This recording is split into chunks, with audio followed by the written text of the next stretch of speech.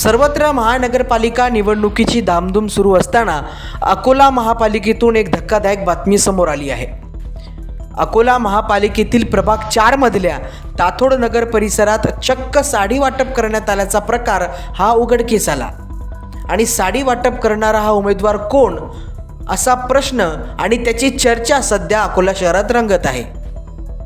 झालं असं की एका उमेदवाराकडून अनेकांच्या घराच्या दरवाजात साडी ठेवण्यात आल्या असा आरोप ताथोड नगर परिसरातील महिला मतदारांनी केलाय।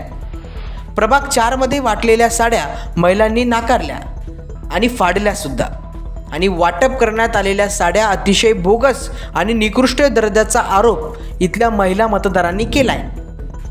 इतकंच नाही तर अशा प्रकारच्या आमिषाला आम्ही बळी पडणार नसल्याचं म्हणत महिलांनी चक्क साड्या पेटून दिल्या। मात्र या प्रकारानंतर अकोला जिल्ह्यात मोठी खळबळ उडाली आहे। राजकीय वर्तुळात चर्चा रंगतीये। त्यामुळे साड्या वाटप करणारा हा उमेदवार कोण असा प्रश्न आता निर्माण झालेला आहे।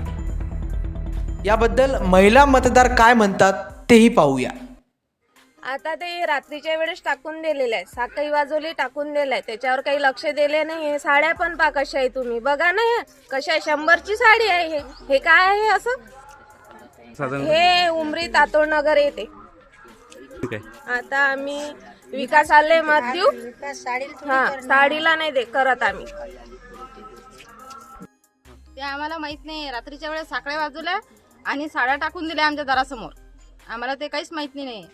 आज तुम्ही साड्याचं काय केलंय? आम्ही या साड्या फाडून टाकून दिल्या। कशी होती?